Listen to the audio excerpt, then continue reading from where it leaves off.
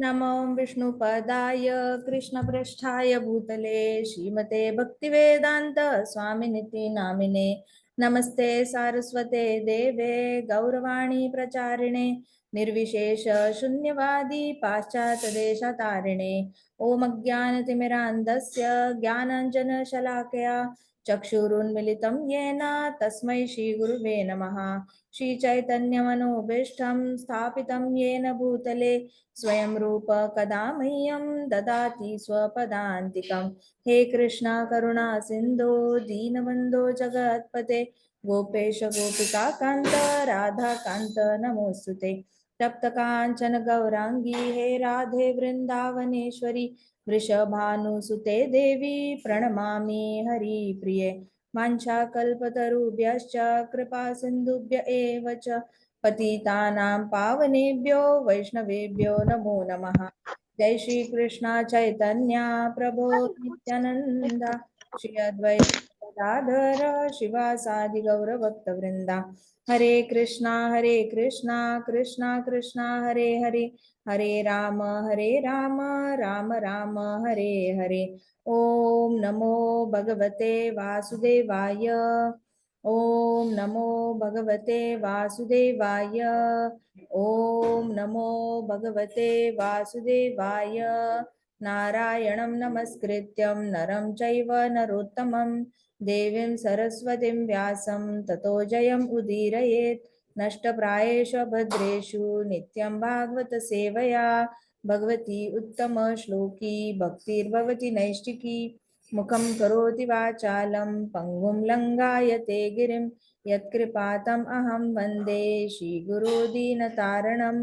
हरे कृष्णा कृष्णा कृष्णा हरे हरे हरे राम राम राम हरे हरे। हरे कृष्णा माता जी। हरे कृष्णा।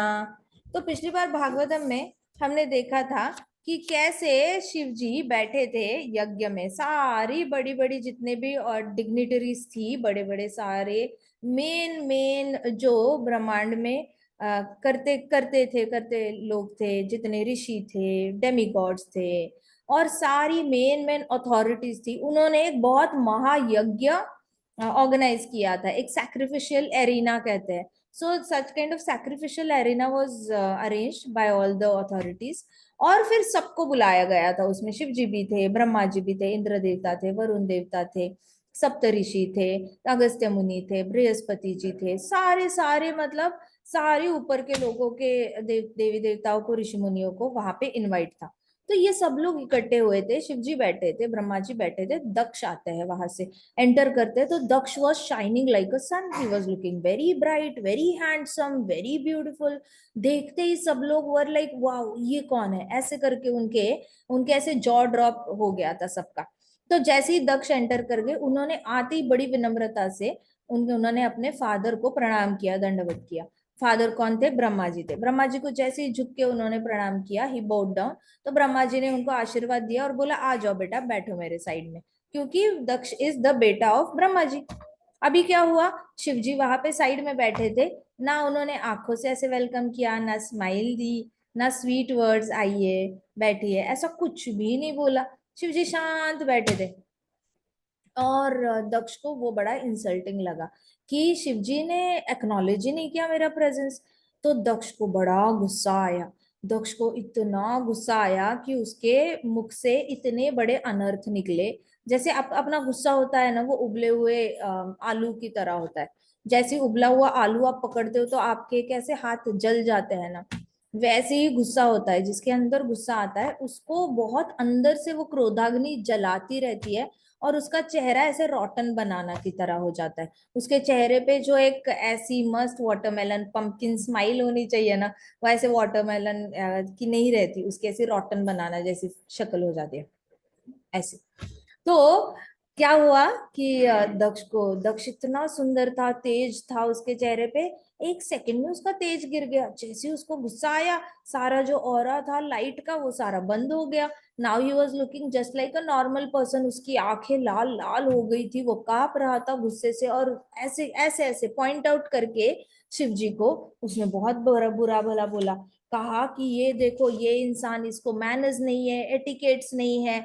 मैं ये इसलिए नहीं बोल रहा हूँ क्योंकि मुझे इससे ईर्ष्या है या मुझे इससे कुछ चाहिए, लेकिन बड़ी बड़ी डिग्निटरीज में जब आप बैठते हो तो आपके पास कुछ बेसिक मैनर्स एंड एटिकेट्स होने चाहिए कि आप उठो, आपसे बड़ा कोई आता है तो उसको वेलकम करो, फिर बैठ जाओ। ये भी नहीं है कि मैं उससे, अभी जब मैंने अपनी बेटी का हाथ इसके हाथों में दिया था, विवाह कराया था, मेरी सबसे छोटी पुत्री है सती, वो इतनी सुंदर है, उसकी आंखें मृगनयनी की तरह, उसकी आंखें डियर की तरह है, वो इतनी सुंदर है। और ये देखो इसकी आंखें है बंदर की तरह, ये मंकी आईज की इंसान है। और मैंने इसको मेरी इतनी सुंदर पुत्री प्रदान की शादी में, और फिर भी इसको, तभी हमारा रिश्ता एस्टेब्लिश हुआ था कि मैं इसका ससुर हूं और ये मेरा दामाद है। तो रिश्ते में ये मुझसे छोटा लगता है, तो इसने उठ के मुझे मान सम्मान देना चाहिए था, एटलीस्ट प्रणाम करता, वेलकम में कुछ तो बोलता। अगर उसको बोलना नहीं था, प्रणाम नहीं करना था, आंखों से ही वो एक्नॉलेज करता। लेकिन उसने बैठे बैठे भी मीठे शब्द बोलने का भी कोई मेहनत नहीं करी उसने। इतना ज्यादा अहंकार से भरा हुआ है, देखो ये तो भूतों का लीडर है, पिशाचों का लीडर है, और हमेशा अपनी बॉडी पे राख लगा के घूमता है, नहाता भी नहीं है, इसकी बॉडी से स्टिंकी स्टिंकी स्मेल आती रहती है। मुझे तो ये कहीं से भी, मेरी कभी इच्छा ही नहीं थी मेरी बेटी की शादी करवाओ इससे। वो तो मेरे पिताजी ब्रह्मा जी जो है, जो सुप्रीम टीचर है, उनके कहने पर मैंने अपनी बेटी की शादी करवाई। तो ऐसे दक्ष ने बोल के अपने पिता का भी अपमान कर दिया। अभी तक तो दामाद का कर रहा था, अभी पिताजी का भी अपमान कर दिया। अपने पिता को ही उन्होंने ऐसे दिखाया जैसे कि वो सुप्रीम टीचर होने के बावजूद भी गलत डिसीजन लेते हैं। लो कर लो बात। फादर्स कभी रॉन्ग डिसीजन लेते नहीं है बच्चों के लिए, वो हमेशा आगे की सोच के ही डिसीजन लेते हैं। लेकिन दक्ष को डाउट आया ब्रह्मा जी पर, तो ये भी एक बड़ा अपराध है, अपने फादर पे डाउट करना। आज तक किसी फादर ने अपने बेटे के लिए रॉन्ग डिसीजन नहीं लिया है। ये हो सकता है कि बेटा उस डिसीजन का सोना नहीं कर पाया, सोना नहीं कर पाया मतलब बहुत अच्छा उसमें परफॉर्म नहीं कर पाया जो फादर ने डिसीजन लिया, ये हो सकता है। लेकिन फादर कभी गलत डिसीजन नहीं ले सकते, हो ही नहीं सकता।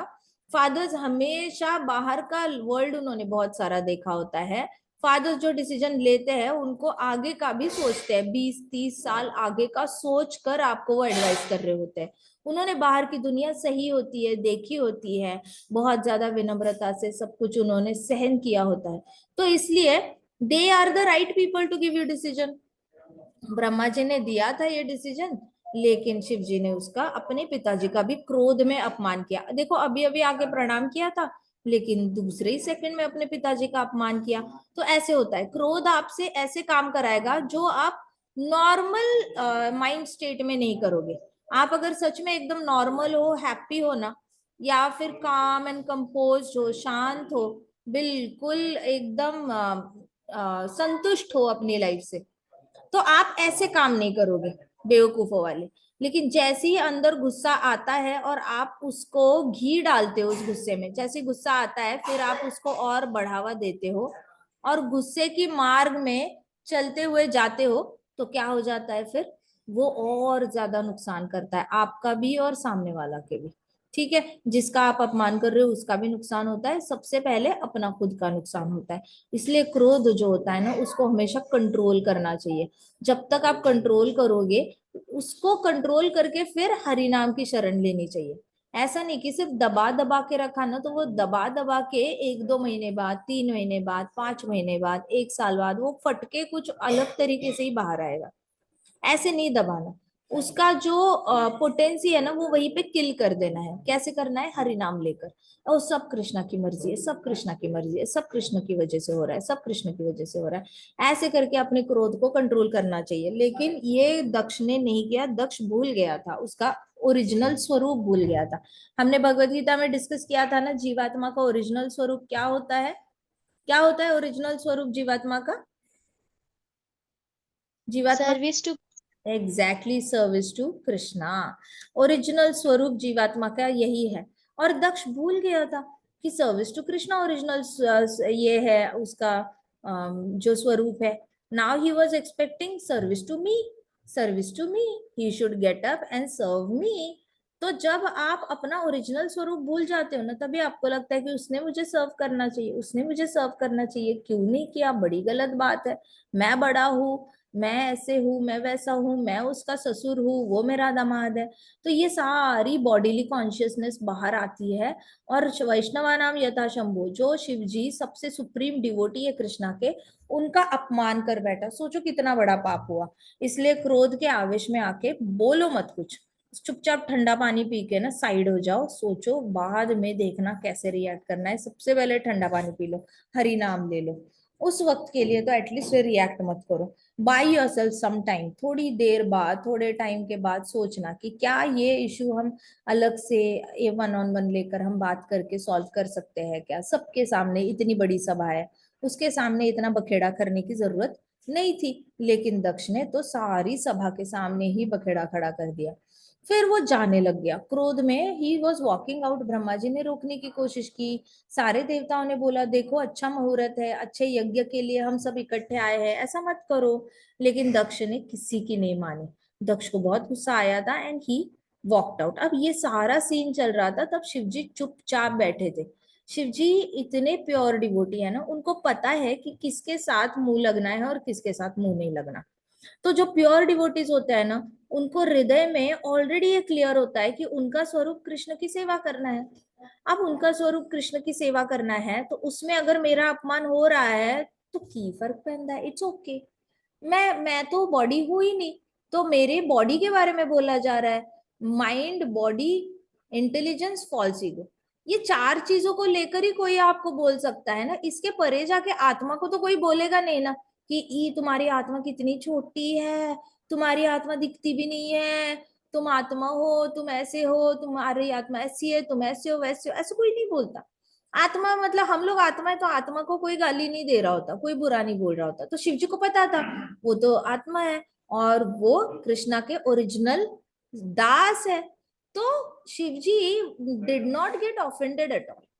शिव जी को गुस्सा नहीं आया, वो अभी भी चेहरे पे वही शांति बरताए हुए रखे थे जो पहले थे। मतलब pre Daksha insult and post Daksha insult Shiv ji same ही लग रहे थे। उनके चेहरे पे कोई भी ऐसा एक्सप्रेशन नहीं था अपसेट वाला, नर्वसनेस वाला, एजिटेशन, ना रिंकल्स थे, कुछ नहीं, जैसे पहले थे वैसे ही अभी थे शिव जी। ठीक है, तो यहां तक हमने देखा था पिछली बार की कथा। आगे कंटिन्यू करते हैं कि दक्ष फिर बहुत आगे आगे आने लग गया, और आगे आगे आके उसने जब उनका अपमान किया था फिर वो चला गया, और शिवजी ने कोई रिएक्शन नहीं दी। तो पिछली बार हमने डिस्कस किया था no counter action is best counter action. हमने हमेशा ये चैंट करना है, कुछ भी हो जाए काउंटर एक्ट मत करो, बेस्ट काउंटर एक्शन वही होती है। वो प्रॉब्लम वही के वही डिफ्यूज हो जाता है। ये तो ऐसे हो गया ना कि आग लगी है, वही के वही आपने उस पे शावर छिड़क दिया, फिर वो और आग बढ़ेगी नहीं। अगर सामने वाला गुस्सा कर रहा है, आपने भी गुस्सा किया, तो वो आग में तेल डालने वाला काम होगा। इसलिए कोई गुस्सा कर रहा है तो आप एकदम ही नो काउंटर एक्शन करो, काउंटर एक्ट ही मत करो, उसके आसपास मत घूमो, उससे ज्यादा बातें मत करो। तो क्या हो जाएगा, वो आग वहीं पे डिफ्यूज हो जाती है, जैसे शिव जी ने किया। दक्ष खुद ही गुस्सा किया, खुद ही चिल्लाया और खुद ही चला गया। शिव जी ने कोई रिएक्शन ही नहीं दी, तो दक्ष को और भी गुस्सा आया, वो चला गया। शिव जी ने उसमें एड ऑन तो कुछ नहीं किया था।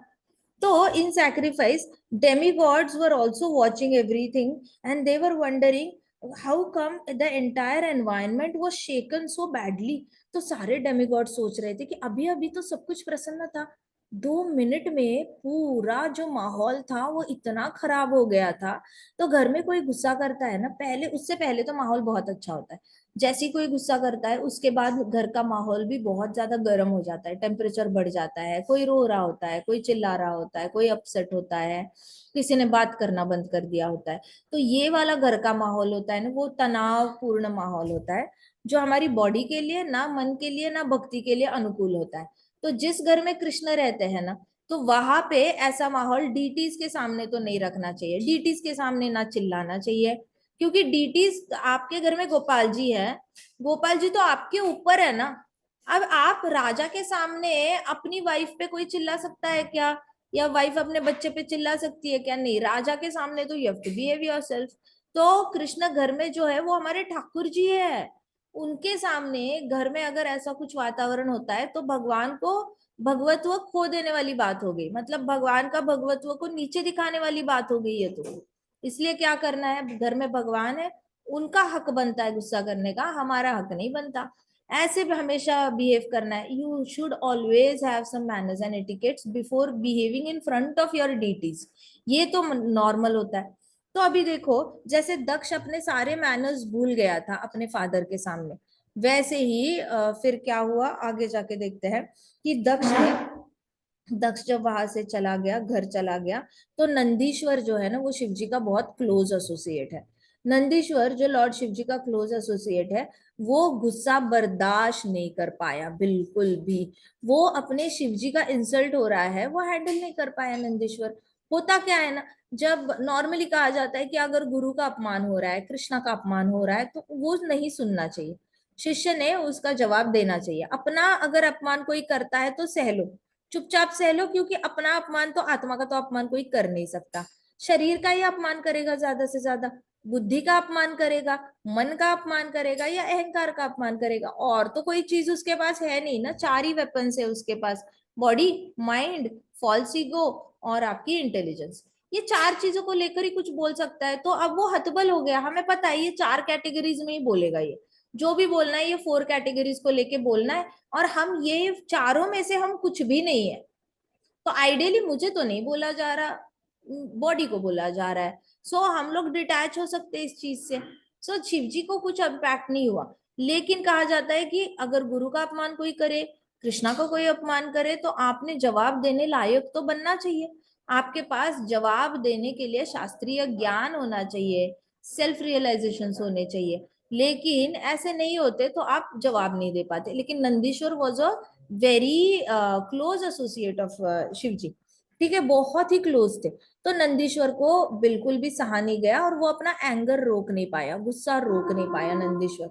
हालांकि नंदीश्वर ने देखना चाहिए था कि देखो उसके जो गुरु है, उसके जो मास्टर है, वो कृष्णा के सेवक है और वो शांत है, तो दासानु दासानु दास बन गया। नंदीश्वर कौन बन गया? दासु का दास, कृष्णा के दास का दास बन गया। अब कृष्णा के दास कैसे रिएक्ट कर रहे हैं? बिल्कुल भी रिएक्ट नहीं कर रहे। तो नंदीश्वर ने भी रिएक्ट नहीं करना चाहिए था, आइडियली अपने गुरु को देख के सीखना चाहिए था कि मुश्किल समय में कोई अपमान करता है तो काउंटर एक्ट नहीं करना चाहिए। लेकिन नंदीश्वर अपना गुस्से पे आपा खो बैठा। और नंदीश्वर ने क्या किया फिर? How dare Daksha curse lord Shiva in such way, eyes blazing in rage. Nandi के आंखों में बहुत गुस्सा था। उसने बोला कि शिवजी ऐसी हिम्मत कर कैसे सकते हैं। उन्होंने दक्ष को कर्स किया। और वहां पे जो ब्राह्मण दक्ष जो भी बुरा भला बोल रहा था, वहां पे कुछ ऐसे ब्राह्मण थे जो नए नए विष्णु डिवोटीज थे, नए नए डिवोशन में थे, मतलब ज्ञान योग अच्छा था उनके पास, ध्यान योग अच्छा था, तभी तो ऊपर के लोकों में बैठे थे। लेकिन भक्ति योग में इतने मच्योर्ड नहीं थे। तो ऐसे कुछ ब्राह्मण थे जिनके अंदर ईर्ष्या थी वैष्णवा नाम यथाशंभो शिव जी के लिए। तो जो भी दक्ष बोल रहा था ना, कुछ ब्राह्मण ऐसे नॉड कर रहे थे, हाँ दक्ष सही बोल रहा है, उठना चाहिए। दक्ष दक्ष ओहदे में बड़ा है शिव जी से, शिव जी ने उठ के वेलकम करना चाहिए था, बिल्कुल सच कह रहे हैं। हाँ हाँ ये सच है। जब दक्ष बोल रहा था ना, ये देखो अपनी बॉडी पे राख लगा के घूमता है डेड बॉडीज की, तो ऐसे कर रहे थे कुछ ब्राह्मण, ऐसे ऐसे। फिर दक्ष जो भी बोल रहा था उसको ऐसे नॉड कर रहे थे, तो देवर अग्री। तो नंदी को उन ब्राह्मणों का भी बड़ा गुस्सा आया कि हद हो गई, आपको इतना समझ में नहीं आता कि वो सुप्रीम डिवोटी ऑफ कृष्णा है, उनके बारे में बोला जा रहा है और आप अग्री कर रहे हो इन सब चीजों के? आप अपने सामने एक वैष्णव का अपमान सहन कैसे कर सकते हो? जब ये देखा तो नंदीश्वर ने उनको श्राप दिया, 3 कर्सेस। क्या चिल्लाया वो? 3 कर्सेस, 3 श्राप। Shouted Nandishwar as he stepped forward. Nandi आगे ऐसे 3 स्टेप्स ऐसे आगे आया और 3 श्राप ऐसे करके चिल्लाया, 3 कर्सेस फॉर यू ऑल। मैं आप सबको 3 श्राप देता हूं। Just a minute.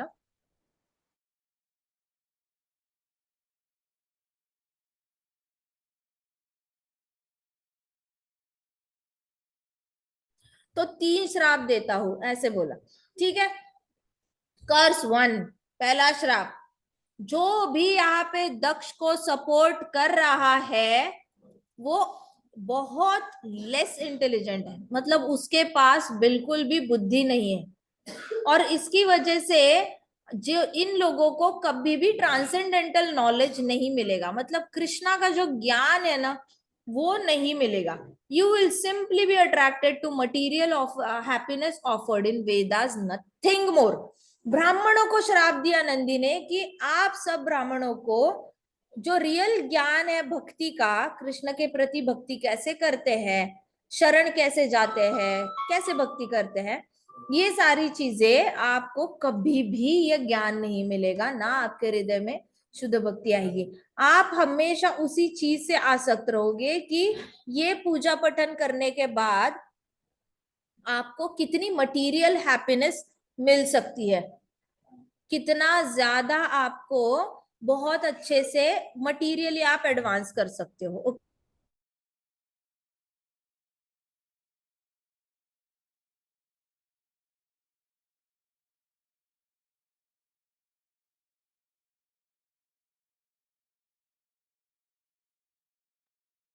माता जी, हम लोग आपका आवाज नहीं सुन पा रहे हैं। जी, थोड़ा सा इंटरनेट का मैं एडजस्ट कर रही थी, 1 मिनट, मैं राउटर चेंज कर रही थी।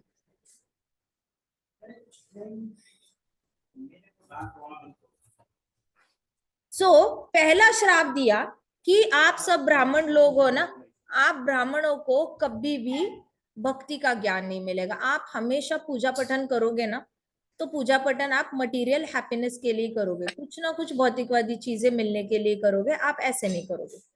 फिर दूसरा श्राप दिया, curse 2, Daksha is so attached to his body that he has forgotten the path to Lord Vishnu। उन्होंने बोला दक्ष को इतनी ज्यादा अटैचमेंट हो गई है अपनी बॉडी से, वो अपने आप को इतना सुंदर समझता है कि वो शिवजी को बुरा दिखने वाला बोल रहा है। वो अपने आप को इतना क्लीन समझता है कि शिवजी को राख लगाई तो शिवजी गंदे हो गए।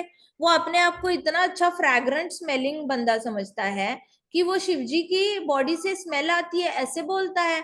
वो अपने आप को बहुत सोफिस्टिकेटेड वेल मैनर्ड समझता है। उसको समझता नहीं शिवजी भगवान पे ध्यान लगाए हुए बैठे हुए हैं और वो शांत बैठे हैं, उसका काउंटर एक्ट नहीं कर रहे, इसका मतलब वो शुद्ध भक्त है। उसको इतना दिखाई नहीं दे रहा, वो बॉडी बॉडी बॉडी रिलेटेड, पूरा बॉडी रिलेटेड कमेंट किया जा रहा है। तो इसलिए उन्होंने कहा कि जल्दी ही दक्ष इतना ज्यादा बॉडी ओरिएंटेड हो गया है, बॉडी कॉन्शियस हो गया है अपनी बॉडी को लेके। उसको लगता है वो वेल मैनर्ड है तो दुनिया वेल मैनर्ड होनी चाहिए, वो साफ है तो पूरी दुनिया साफ होनी चाहिए। तो वो अपनी ही नजर से दुनिया को देखने लगा है, वो वेद शास्त्रों की नजर से दुनिया को देख ही नहीं रहा, वो इतना नीचे गिर चुका है। तो नंदी ने कहा कि उसको ऐसी ही बॉडी मिलेगी जिसमें उसका फेस जो है, his face will be that of a goat. he will very soon be getting a befitting body with the face of goat। तो श्राप दिया नंदी ने कि ये बकरी जैसा उसका चेहरा बनेगा। उसको बहुत अहंकार है ना अपने चेहरे पे, अपनी बॉडी पे। जल्दी उसको ऐसी बॉडी मिलेगी जिसमें उसका चेहरा गोट जैसा है। ठीक है। और तीसरा श्राप, कर्स 3, those envious of my lord shiva will continue in this cycle of birth and death। जो भी शिवजी से ईर्ष्या करते हैं उनको क्या होगा इस दुनिया में, वो हमेशा इस ब्रह्मांड में घूमते रहेंगे, जन्म मृत्यु जन्म मृत्यु जन्म मृत्यु। जो भी शिवजी से ईर्ष्या करेगा, इसलिए डिवोटीज कभी भी शिवजी से ईर्ष्या नहीं करते, ऐसा कभी नहीं। एडवांस्ड वैष्णवास जो होते हैं, भक्ति में जो आगे गया होता है इंसान, वो कभी भी शिवजी को बुरा भला नहीं कहेगा। वो ना शिवजी को कभी ऐसे देखेगा कि अरे ये कृष्णा नहीं है तो हम इनको रिस्पेक्ट नहीं करेंगे, ऐसा नहीं होता। सबको शिवजी की ओरिजिनल पोजीशन पता है। जैसे हम सारे आचार्यों की रिस्पेक्ट करते हैं, चैतन्य महाप्रभु की रिस्पेक्ट करते हैं, नित्यानंद प्रभु की रिस्पेक्ट करते हैं, वैसे ही हम शिव जी की बहुत रिस्पेक्ट करते हैं। हम कभी भी उनको मन में भी हमारे बुरा नहीं आता उनके लिए कि वो ऐसे डेमिगॉड है, ऐसे भी कभी हम नहीं बोलते, ये भी बहुत बड़ा अपराध है। ही इज अ वैष्णव नाम यथा Shambhu, he is a supreme devotee, इतना याद रखना। उनके खिलाफ कभी एक भी वर्ड गलत नहीं बोलना। हमारे हृदय में शिव जी के लिए कभी भी कोई ईर्ष्या नहीं होनी चाहिए। अगर आप शिव जी के टेम्पल के सामने से जाते हो ना, एटलीस्ट हाथ जोड़ के जाओ, पे हिम रिस्पेक्ट और जाओ। अब अंदर नहीं जाना अलग बात है, डिपेंडिंग अपॉन टाइम, लेकिन आप बाहर से भी जा रहे हो ना, जहां पे भी शिव जी दिखे उनको ऐसे करना, शिव जी भक्ति दे दो, कृष्ण भक्ति दे दो, शिव जी कृष्ण भक्ति दे दो। जैसे वैष्णो माता, जम्मू में कई सारे लोग वैष्णो माता जाते हैं, वहीं पे ऊपर भैरवनाथ है, राइट, भैरवनाथ है ना ऊपर वैष्णो माता के यहाँ पे, भैरवनाथ है। तो कोई भी शिव जी का भैरवनाथ का दर्शन किए बिना नीचे नहीं आता। तो आप अगर ऐसे भी जाते हो, कहीं जाने का मौका मिलता है, तो वहां पे जाके शिव जी को बोलना है, इज सुप्रीम डिवोटी, सुकृति वही पास ऑन करेंगे अपनी। वो 24 घंटे भागवतम पढ़ते रहते हैं, सोचो उनके पास कितनी सुकृति होगी। तो आज शिव जी को प्रे करना है, कृष्ण शिव जी प्लीज गिव मी कृष्ण भक्ति, शिव जी प्लीज गिव मी कृष्ण भक्ति। ऐसे करके एक भक्त जो है वो शिव जी को अप्रोच करता है, ये ह्यूमिलिटी से अप्रोच करना होता है। तो नंदीश्वर को, नंदीश्वर ने श्राप दिया सारी असेंबली में जितने भी लोग थे जिनको बहुत ज्यादा ईर्ष्या थी शिव जी से, कहा कि आप लोग जन्म मृत्यु के चक्र में ही घूमते रहोगे, they will be attach to results of material activities. और जो भी शिव ऐसे ईर्ष्या करेगा उनको सिर्फ और सिर्फ ये ही चाहिए होगा, भौतिक जगत के कार्यों में ही इंटरेस्ट रहेगा, उनको आध्यात्मिक जगत में इंटरेस्ट ही नहीं आएगा। ये सच है। जो भी शिव जी को बुरा बोलता है ना, उसका अध्यात्म से इंटरेस्ट चला जाता है। कैन यू इमेजिन, कितना बड़ा ऑफेंस है ये तो वैष्णव अपराध जैसी ही है। जो भी वैष्णव अपराध करता है उसका इंटरेस्ट सबसे पहले तो हरि नाम से उठ जाता है। वैसे ही शिव जी का जो ईर्ष्या करता है उसका भी इंटरेस्ट सबसे पहले आध्यात्मिकता से ही उठ जाता है, स्पिरिचुअलिटी से। तो वो मटेरियल एक्टिविटीज करता रहता है। तो नंदी ने ऐसे 3 श्राप दिए। कौन से 3 श्राप दिए बताओ? माता पहला जी क्या था? पहला आवाज कट रही है माता जी आपकी आज। हाँ हाँ अ, बोलो। पहला श्राप था कि पहला जो भी लोग पहला हैं शब्द या फिर क्या जो भी था? ब्राह्मण है जो जो लोग दक्ष हैं सपोर्ट कर रहे हैं, तब उनके पास कभी भी वैदिक नॉलेज नहीं आएगा, या फिर उनमें जो प्योरिटी होती है वो नहीं उनमें आएगी। और सेकंड श्राप था कि जो दक्ष था वो शिव जी को अपने उनके अपीयरेंस के लिए ह्यूमिलेट कर रहा था कि वो किस तरीके से रहते हैं। तो फिर नंदीश्वर ने उन्हें श्राप दिया कि दक्ष उसको जो है गोट का फेस पाएगा। और थर्ड श्राप उसने दिया नंदीश्वर ने। जय हरि बोल। सेकंड श्राप था गोट का मिलेगा, और उसको गोट का। और थर्ड श्राप क्या था? जो भी शिव जी से एनवियस है उनको क्या होगा? वो हमेशा जन्म मृत्यु के चक्र में ही फंसते रहेंगे, उनको वो स्पिरिचुअल। हमेशा हाँ, बर्थ और डेथ के चक्र में फंसते रहेंगे, वो कभी भी उससे बाहर नहीं निकलेंगे। शाबाश। जय, उनको अध्यात्म से इंटरेस्ट चला जाएगा। तो ये 3 श्राप दिए नंदी ने, और ये आजकल हो भी रहा है। कितने सारे ब्राह्मण पंडित होते हैं जो कर्मी यज्ञ करते हैं, पैसे लेते हैं, चले जाते हैं। आपको अनाज मांगेंगे, ढेर सारी वो ब्लैंकेट्स मांगेंगे, क्विल्ट्स मांगेंगे, गद्दे मांगेंगे, सब कुछ मांगते हैं, चले जाते हैं, लेकिन शुद्ध भक्ति के बारे में सोचते भी नहीं है। तो ये वही लोग होते हैं जिनको नंदी ने श्राप दिया हुआ है। ये ऐसे वाले ब्राह्मण होते हैं जो एक्चुअल में ये नहीं जानते कि शिव जी की पोजीशन क्या है। ठीक है।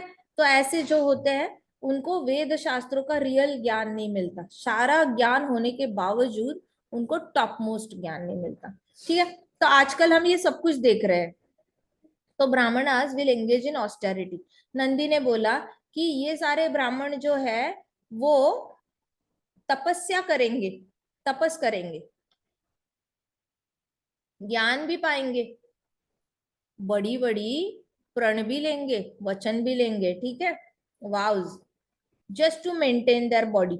मतलब ये सारे ब्राह्मण तपस्या करेंगे, ज्ञान लेंगे, नॉलेज लेंगे, बहुत सारा ऐसे वाउज लेंगे, मौन व्रत, कुछ लोग मौन व्रत ले लेते हैं, कुछ लोग ऐसा ले लेते हैं कि हम एक ही पाव पे खड़े रहेंगे, ये सारी चीजें करके रखते हैं।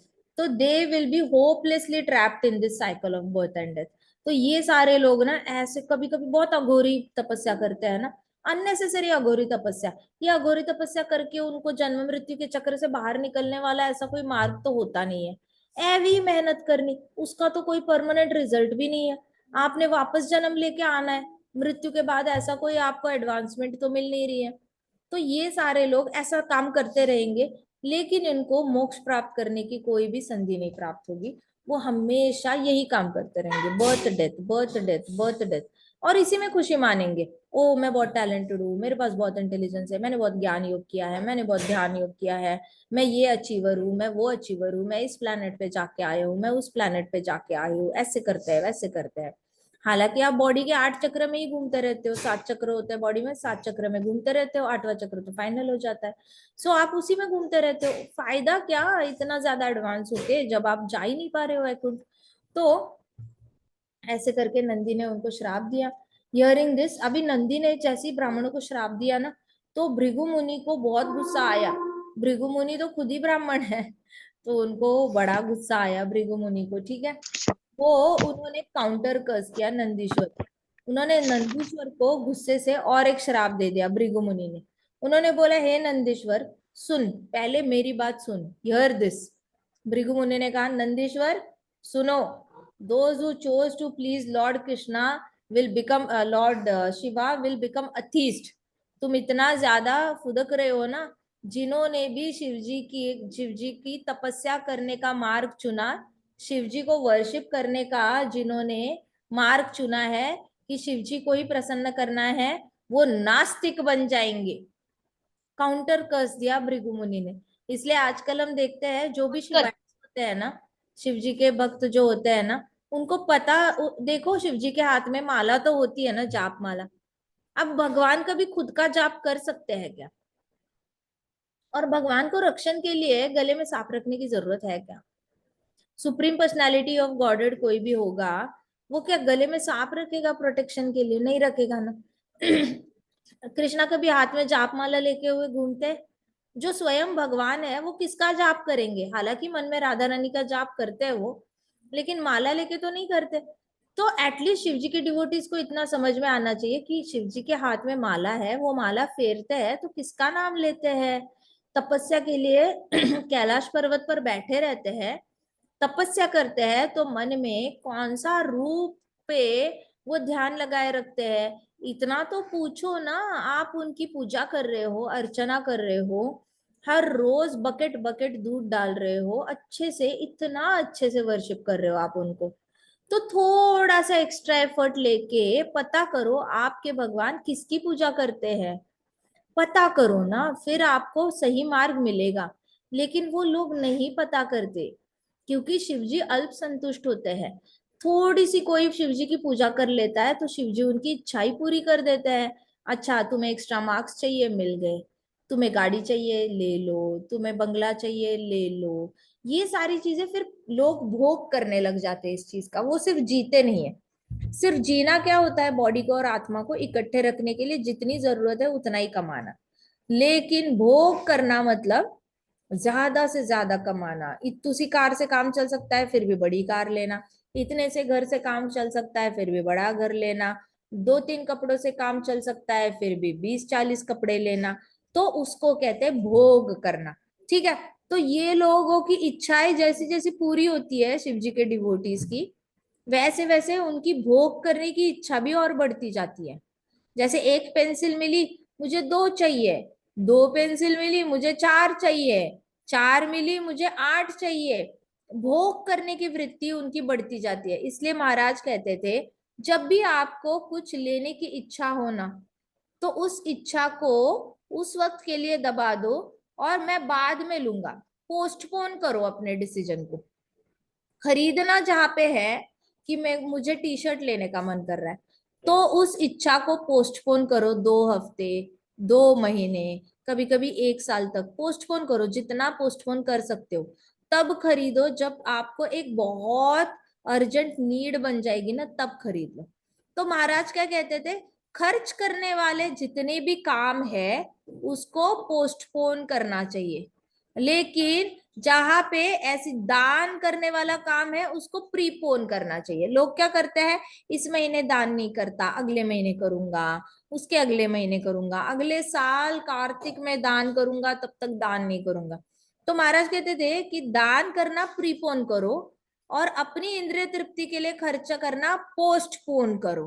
इससे क्या होगा, आपकी बॉडी से जो अटैचमेंट है, अपनी ही बॉडी से इतना स्ट्रांग जो लगाव है, वो बढ़ता नहीं जाएगा। आप जितना भी, क्योंकि अपनी बॉडी को दोगे ना, 2 टी-शर्ट आए आज, आप सोचोगे मुझे और 2 चाहिए, 2 और आए और 2 चाहिए, और 2 चाहिए, क्योंकि आपकी नजर तो मेडिटेशन तो टी-शर्ट्स पे हो रही है, तो आपको और लेने का मन करेगा। तो ऐसे होता है।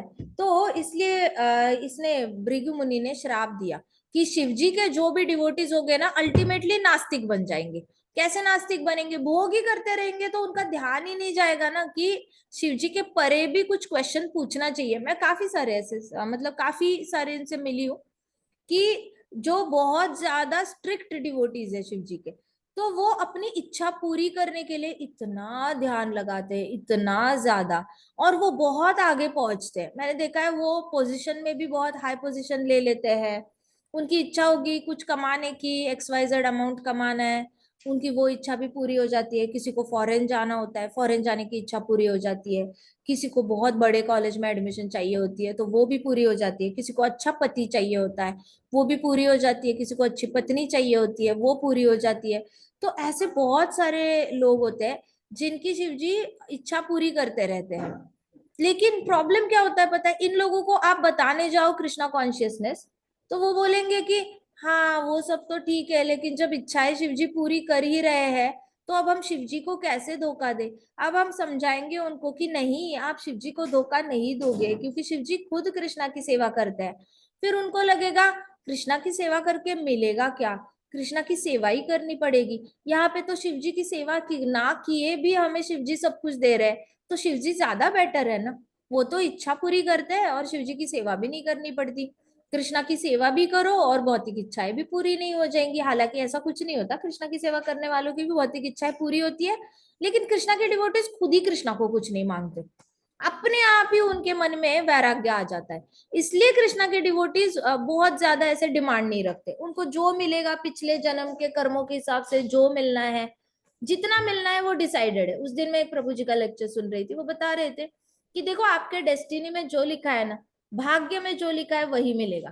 तो एक्चुअल में सांख्य योग के हिसाब से पिछले जन्म में जो आपने पुण्य कर्म किए है ना, उस पुण्य कर्म के बेसिस पे इस जन्म में जितना पैसा मिलना है उतना ही लक्ष्मी पैसा आपके पास आएगा। इस जन्म में आप बहुत ज्यादा हाथ पैर मार लो, इस जन्म में सारी मेहनत का जितना दान धर्म करोगे, जितना पुण्य करोगे, उस चीज का जितना भी पैसा आना है वो अगले जन्म में आएगा। लेकिन भाग्य में जितना है उतना ही आना है ना। एक एक पैसा, एक कौड़ी एक्स्ट्रा नहीं मिलनी, 1 रुपया एक्स्ट्रा नहीं मिलेगा। आप जेड़े मर्जी मेहनत कर लो, ठीक है। सो होता क्या है ना, शिव जी के डिवोटीज को जब सब कुछ मिल रहा होता है, शिव जी उनको देते रहते हैं, देते रहते हैं, देते रहते हैं। फिर उनको मन नहीं करता कृष्णा के पास आने का, और वो ऑटोमेटिकली नास्तिक बनते जाते हैं।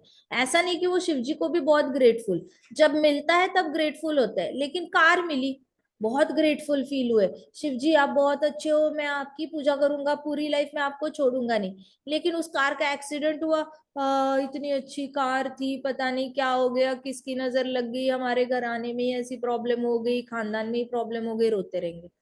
कोई लोग प्रे करेंगे कि हमारे बेटे की शादी हो, लेकिन बहू अच्छी नहीं निकली, बहू ने लड़ाई झगड़ा करवाया घर में, तो रोते रहेंगे। तो मतलब इच्छा पूरी होती है तो हैप्पी होते हैं, लेकिन इच्छा पूरी होने के साथ साथ में प्रॉब्लम्स भी तो आते हैं, ये नहीं देखते वो लोग। तो नए प्रॉब्लम्स आने के बाद तब शिव जी को भूल जाते हैं, रोने लग जाते हैं, रोने लग जाते हैं। तब क्यों नहीं आप कहते कि शिव जी आपने हमें दिया और ही। माता जी, हाँ, कुछ लोग तो भोग चढ़ाने के बाद चीज मिल गई तो शिव जी को भूल ही जाते हैं, उसको चलाने में चल जाते हैं, उसको यूज करते हैं फिर। सच कहा। भोग भी नहीं लगाते, कुछ नहीं करते, ग्रेटफुल हाँ नहीं होती, बहुत ज्यादा मीन माइंडेडनेस हो जाते हैं, बहुत मीन हो जाते हैं। जैसे शिव जी के साथ हाँ बिजनेस करते हैं, वैसे आसपास के लोगों के साथ भी बिजनेस करने लग जाते हैं। उनके मन में हाँ। इतना ही होता है कि फायदा है तो बात करेंगे, नहीं तो नहीं करेंगे, फायदा है तो इसको हेल्प करेंगे, नहीं तो नहीं करेंगे। तो धीरे धीरे नास्तिकवाद ना उनके अंदर बहुत ज्यादा स्ट्रांग होता जाता है और मन कठोर बनता जाता है। क्यों होता है ऐसा? क्योंकि भृगु मुनि ने ही श्राप दिया है कि शिव जी के डिवोटीज नास्तिक बनेंगे, ठीक है। हमने देख लिया भृगु मुनि का भी श्राप आजकल सच होता है। उन्होंने बताया भृगु मुनि ने कि ये सारे शिव जी के जितने भी डिवोटीज है, वो कभी भी शास्त्रों को फॉलो नहीं करेंगे। तो आपने देखा होगा कि शिवाइट्स कभी सारे शास्त्र नहीं पढ़ते, कि कोई भी शास्त्र नहीं पढ़ेंगे, शिव पुराण पढ़ेंगे बस, अदरवाइज कुछ नहीं पढ़ेंगे। आप टीवी के सीरियल्स भी देखो, सारे टीवी के सीरियल शिव पुराण पे ही बेस्ड है, दैट्स इट, ओनली वन पुराण, बाकी स्क्रिप्चर्स से उनको कोई लेना देना नहीं है। ठीक है, तो ऐसे करेंगे। In fact they will imitated lord Shiva by keeping long hair, वो कॉपी भी करेंगे शिव जी को, अपने बाल लंबे लंबे रखेंगे और कॉपी करेंगे। फिर शिव जी ऐसे कभी कभी शिव जी के ईटिंग हैबिट्स अलग अलग है, तो शिव जी की ईटिंग हैबिट्स को भी कॉपी करेंगे। और कभी कभी शिव जी का जो भी डाइट होता है शिव जी का वो कॉपी कर लेते हैं। तो कॉपी नहीं करना चाहिए। जैसे हम कृष्णा रासलीला करते हैं तो कृष्णा को हम कॉपी नहीं करते, क्योंकि कृष्णा की रासलीला कॉपी करनी है तो बाकी भी कॉपी करो, गोवर्धन उठा के दिखाओ, कालिया के ऊपर नाच के दिखाओ, इसमें तो हिम्मत नहीं है आपके पास रासलीला कॉपी करने चले। वैसे ही शिव जी को अगर कॉपी करना है पूरा करो। शिव जी ने विष पिया था और गले में यहाँ पे रखा था, राइट? सो गले में ही उन्होंने अंदर नहीं लेके गए थे, लेकिन he had this capacity of taking that poison and storing here. है क्या आपके पास? है तो विष भी पियो ना। जो शिव जी का डाइट है वो फॉलो कर रहे हो तो विष भी पी के दिखाओ शिव जी की तरह। नहीं, माता आप जी, ये नहीं करना। हाँ जी, सांप को गले में डाल के दिखाई। हाँ, तो भृगु मुनि ने क्या वो किया? कॉपी नहीं करी। एग्जैक्टली वो नहीं करेंगे। कुछ लोग करते भी है, दांत निकालते हैं सांप का और फिर डालते हैं, लेकिन वो बहुत ही हाँ, क्रूर तरीका है ना? कभी कभी विष हाँ। निकाल देते हैं उसके मुंह से और दांत फिर गले में निकाल डाल लिए देते तो वो मर ही जाएगा ना माता जी। हैं। उसके अंदर विष नहीं रहता ना, फिर हाँ, फिश निकाल देते हैं। ऐसे उसको कांच लेते हैं, एक ग्लास, ट्रांसपेरेंट ग्लास, उसके ऊपर उस सांप को बोलते, सांप का मुंह लगाते हैं। अब वो सांप उसको बाइट करने की कोशिश करता है ग्लास को। अब ग्लास को जितना बाइट करता है तो उसके गम्स से और टीथ जहां जुड़ते हैं ना वहां से बहुत विष निकलता रहता है। निकलता तो विष वहीं से है, तो विष निकल के उस कांच पे आता है। तो ऐसे बार बार उसको बाइट बाइट बाइट करा के उसका सारा विष निकाल देते हैं। फिर वो सांप है क्या और नहीं क्या एक जैसा, वो किसी को भी बाइट करेगा ना उसके अंदर विष होगा ही नहीं। इन लोगों ने उसको इतना टॉर्चर कर करके उसका सारा विष निकाल दिया होता है।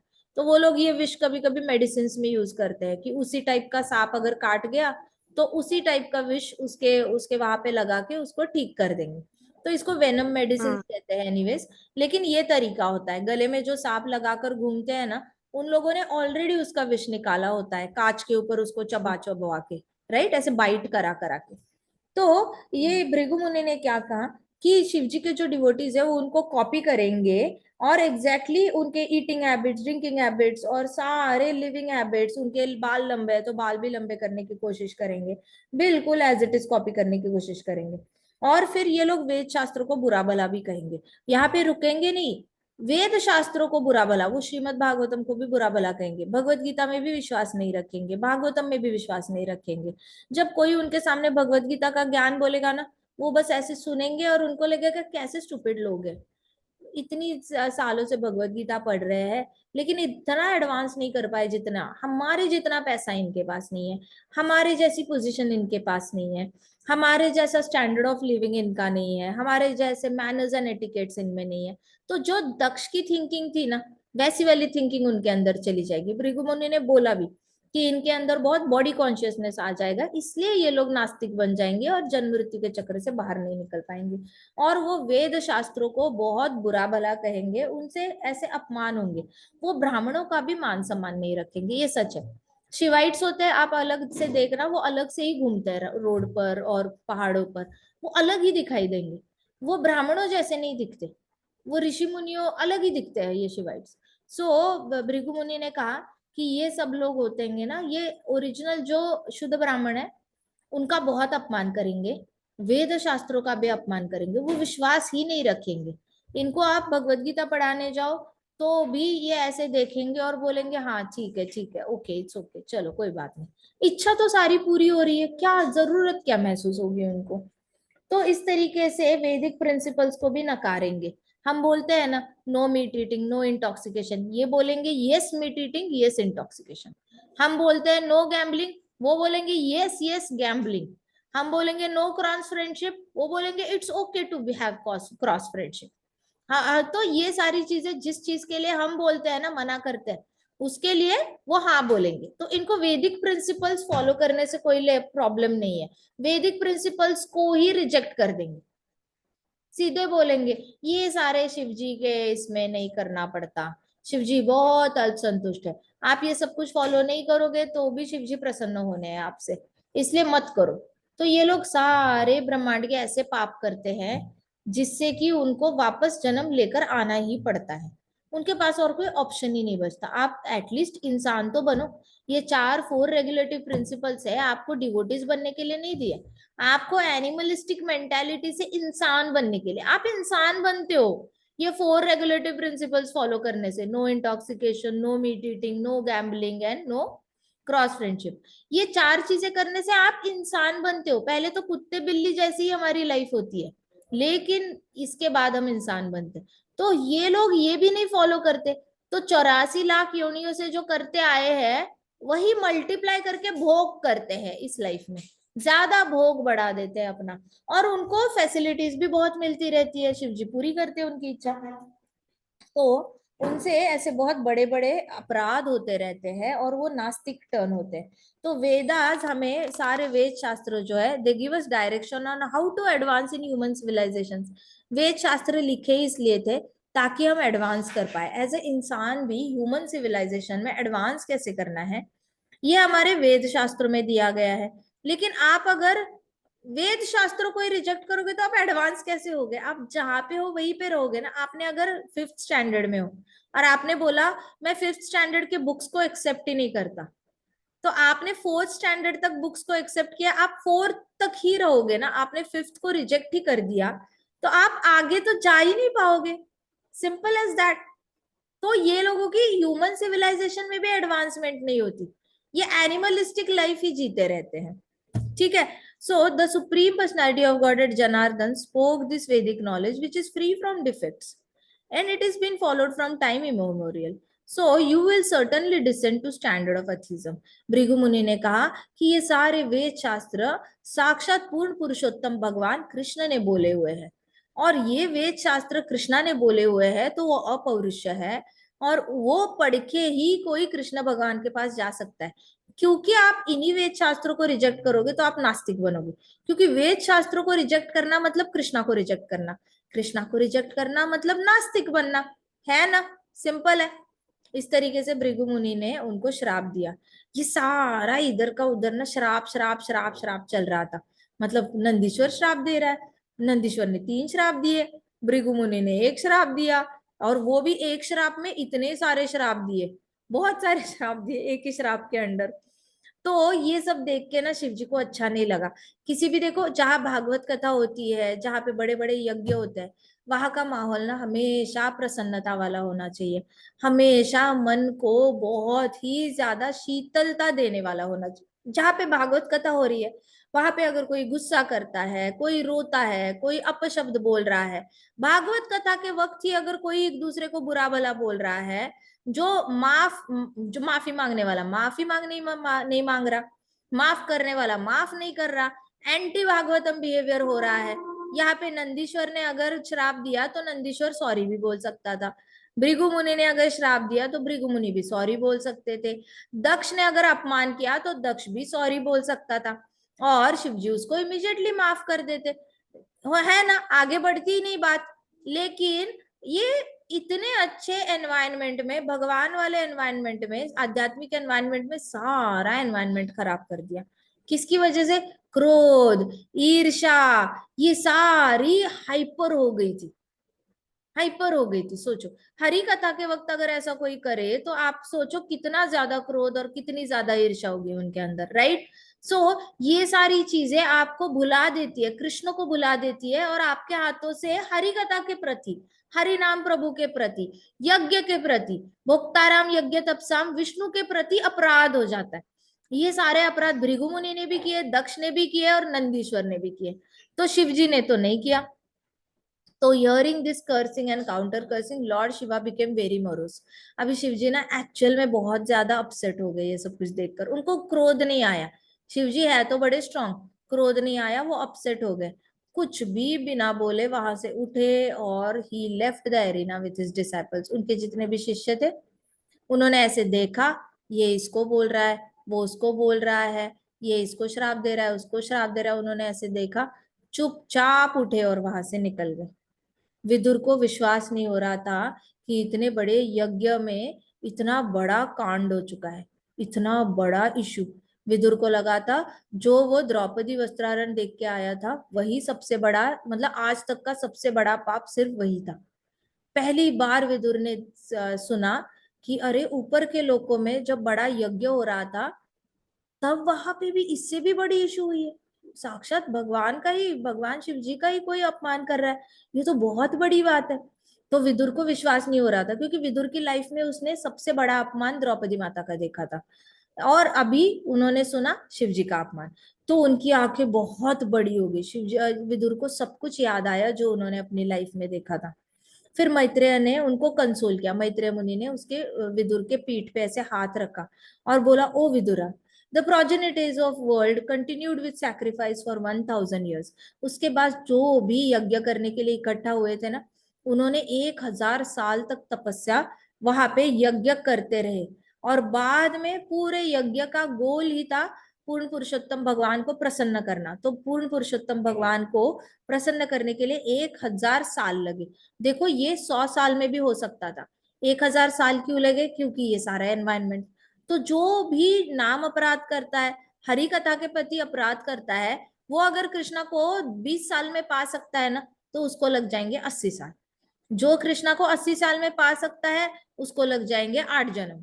तो इसलिए हमेशा बी केयरफुल, जब भी ऐसे माहौल हो, घर में पूजा का माहौल हो, आध्यात्मिक माहौल हो, तो ये सारे काम करने से अपराध नहीं करने चाहिए। क्योंकि यहाँ कृष्ण है, आप यहाँ हो जाते हो, फिर कृष्णा यहाँ पे है लेकिन आपका अस्तित्व यहाँ हो जाता है, आप अपने आप को भगवान समझने लग जाते हो, क्रोध हो जाती है, ईर्ष्या हो जाती है। तो भगवान को तो आपने नलीफाई कर दिया अपनी जिंदगी में। नलीफाई कर दिया तो भगवान का थोड़ी नुकसान होना है, नुकसान तो आपका ही होना है। आपने ही अपना भगवान को इग्नोर कर दिया। तो आपको 20 साल में जा सकते थे वैकुंठा, अभी 80 साल लग जाएंगे। 80 साल में वैकुंठ जा सकते थे, अभी 8 जन्म लग जाएंगे। अब क्या करे भला? अब कृष्णा के सामने दंडवत करना है और बहुत बार कृष्णा को ग्लोरीफाई करना है, कृष्णा आप कितने महान हो, आप बहुत दयालु हो, आप बहुत कृपालु हो, कृपा करके हमें माफ कर दे। ऐसे करके कृष्णा को अप्रोच करना है और इतना बड़ा जो अपराध किया है उससे बाहर आना है।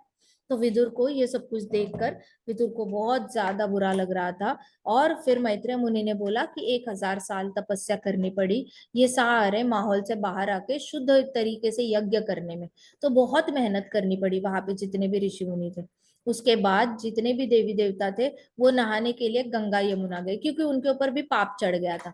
उन्होंने शिव जी का अपमान होते हुए देखा था, उन्होंने ब्राह्मणों को श्राप मिलते हुए देखा था, उन्होंने शिव जी के डिवोटीज को भी श्राप मिलते हुए देखा था। तो ये सब कुछ देखना भी पाप होता है। तो डेमीगॉड्स ने, देवी देवता ने ये सब कुछ अपनी आंखों से देखा था। वो कुछ कर नहीं पाए थे अलग बात है, लेकिन पाप तो चढ़ गया ना सब कुछ चुपचाप देखने का। इसलिए वो गंगा चले गए, यमुना चले गए, वहां पे स्नान करके अपने सारे पाप धोकर आ गए। फिर अपने अपने घर पे वो लौट आए। ग्रंथराज श्रीमद् भागवतम की जय, श्रील प्रभुपाद की जय, श्री श्री राधा श्याम सुंदर की जय, श्री श्री कृष्ण बलराम की जय, वृंदावन धाम की जय, छोटे छोटे भक्तों की जय, भक्तों के माता की जय। हरे कृष्णा कृष्णा कृष्णा हरे हरे, हरे राम राम राम हरे हरे। कृष्णा महासंकीर्तन यज्ञ की जय। क्वेश्चन था। हाँ जी, पूछो।